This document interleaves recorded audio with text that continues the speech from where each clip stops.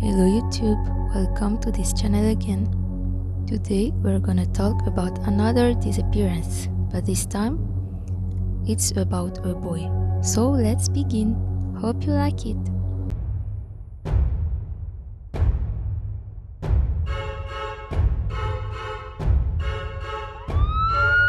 Where's your emergency?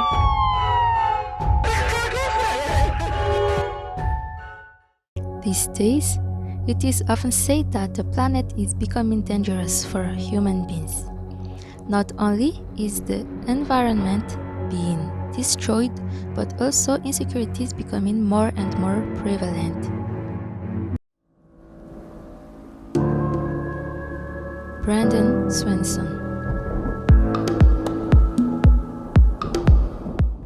Brandon Swanson was born on January 30, 1989 in Marshall, Minnesota, USA.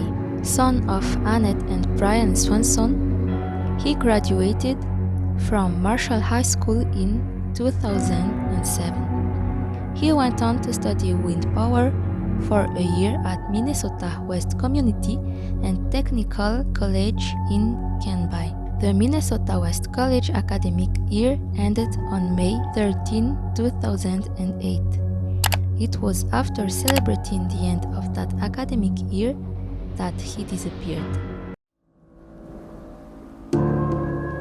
Before the disappearance.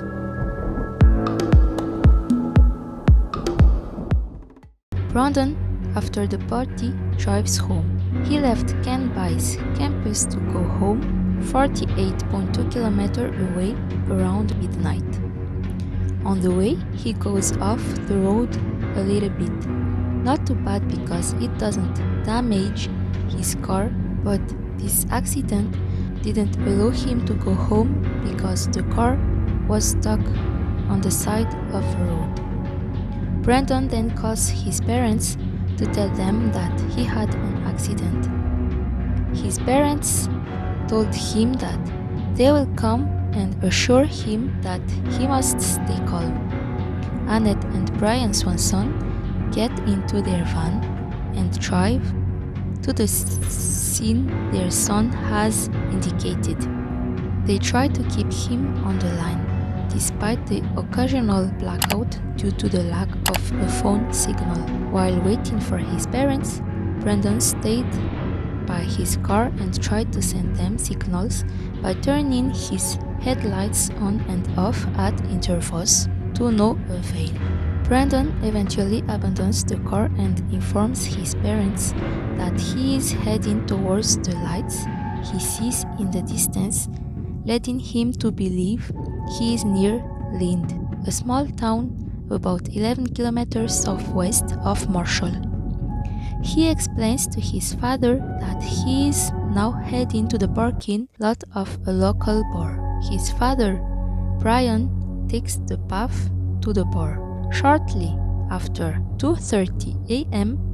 and 47 minutes into the call with his parents, Brandon suddenly interrupts his discussion with an "Oh shit!"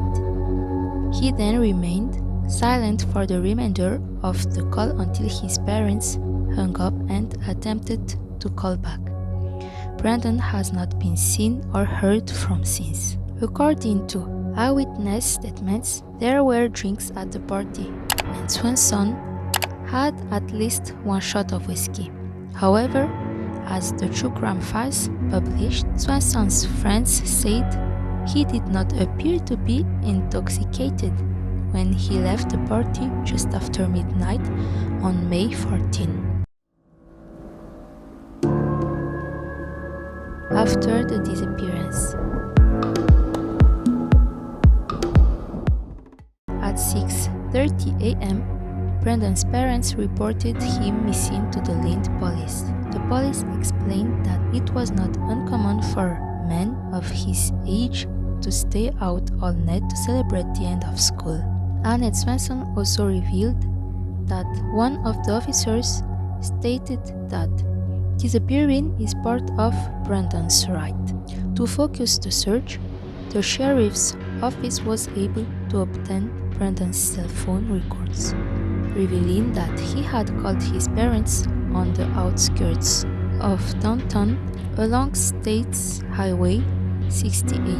While searching the area, sheriff's deputies discovered Brandon's car in a ditch along a gravel road on the border of Lincoln County, located 1 mile north of Highway 68. No mechanical problems were detected on his car. On May 15, the investigation pinpointed the location of the car within a 5-mile radius of the cell tower. Intense digging was done. Brandon's father recalls his son mentioning going over fences and hearing water nearby. Following the trail of the drowning, State Department of Natural Resources boats were deployed along the river and docks were set up. Lyon County Sheriff Dahl, however, ruled out a more organized and intensive ground search. The search resumed some time later. During this search, dogs followed the scent of human remains in an area northwest of Porter that had not been searched before to no avail. After the snow melted, search efforts resumed and continued year after year until 2011. By that time, 320 square kilometers of land had been excavated. In 2010, the Minnesota Bureau of Criminal Apprehension takes over the investigation. The theories.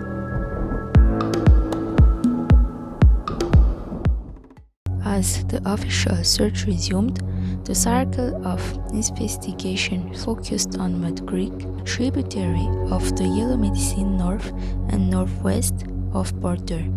Indeed, after following his scent to the water, the dog continued the search across the bank, down another gravel road, and continued north towards the Yellow Medicine County line where he stopped. There's really nothing to indicate that he fell into the river, told CNN. Considering Swanson is still alive, there are several theories that could explain his disappearance, though they seem unlikely. He could have disappeared intentionally, although his parents do not believe he could have done that. Sheriff Fizeki said he can't rule out foul play, even though there is no evidence of it. Someone could have hidden in the dark and gotten to him like that, he decreed. What do you think about that? Tell me in the comment your idea about it. So this is the end of the video. I hope you liked it and I'll see you next week for a new video. Goodbye.